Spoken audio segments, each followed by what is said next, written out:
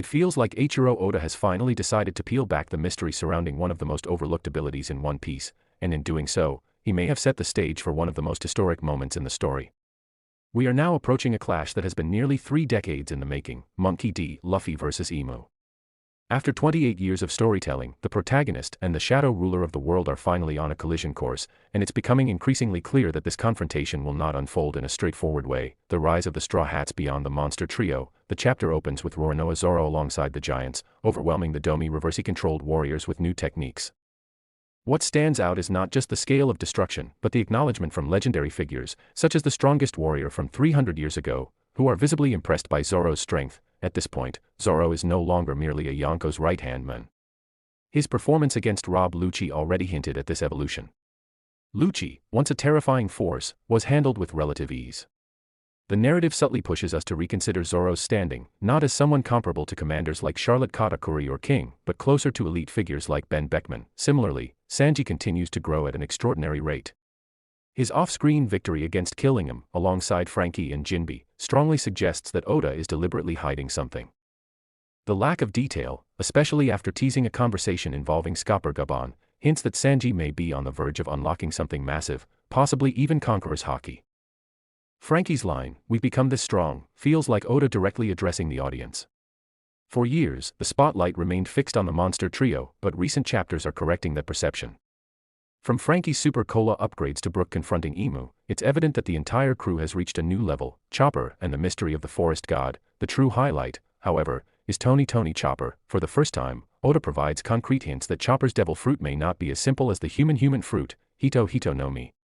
When Chopper strikes the affected giant, he doesn't just deal damage, he appears to expel a shadow-like entity, reminiscent of the soul shadow mechanics introduced during Thriller Bark with Gecko Moria.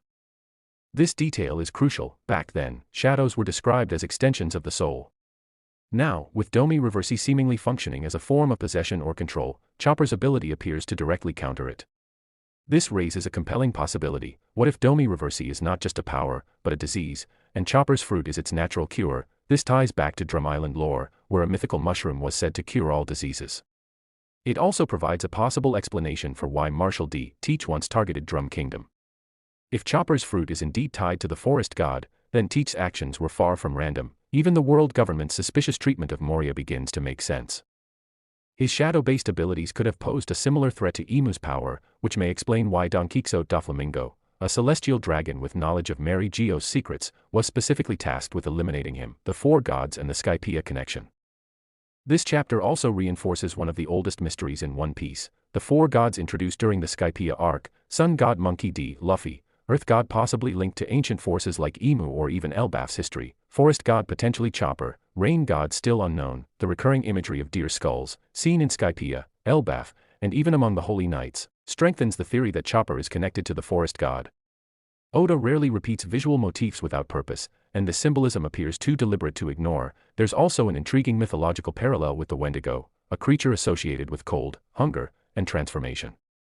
Chopper's monster point, often described as monstrous and uncontrollable, aligns closely with this legend. Luffy vs. Imu, the beginning of the end. While the chapter includes lighter moments, such as Luffy's cartoonish interactions reminiscent of his encounter with Enel, the tone shifts dramatically with Imu's presence. For years, the biggest question was, what would bring Luffy and Imu into direct conflict? Surprisingly, the answer appears to be Usopp. Usopp's defiance triggers Imu's response, setting the stage for their inevitable clash. And notably, Luffy's Gear 5 demeanor feels more controlled, less purely comedic, more emotionally grounded. Oda seems to be refining this form for high-stakes moments. Imu's chilling statement, that their battle will divide the world, echoes ancient prophecies and murals. Whether this refers to the destruction of the Red Line or a deeper, symbolic fracture remains unclear, but the implications are enormous. The Othello parallel and the tragedy ahead. One of the most fascinating layers of this chapter is its thematic connection to Othello. Just as Iago manipulates Othello into turning against Desdemona, Imu appears to wield a power rooted in manipulation, twisting perception, memory, and trust. Rather than fighting directly, Imu may force allies to become enemies. This raises a terrifying possibility. Luffy may be forced to fight someone he cares about. If Domi Reversi can control individuals and alter how others perceive them, then the final war may not just be about strength, but about trust, identity, and truth. This could even reflect what happened during the Void Century, where Joy Boy may have fallen victim to a similar scheme, the calm before the storm. Up until now, Elbaf has felt like a build-up arc, power-ups, victories, and moments of levity. But this chapter marks a turning point. Everything is about to change. IMU'S true power has yet to be revealed, but all signs suggest it will surpass anything we've seen. Even with Gear 5 and potential allies like Loki, victory will not come easily.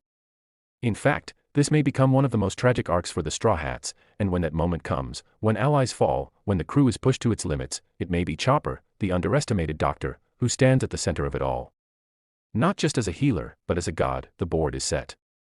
The players are in position, and just like in Othello, the real battle may not be fought with strength alone.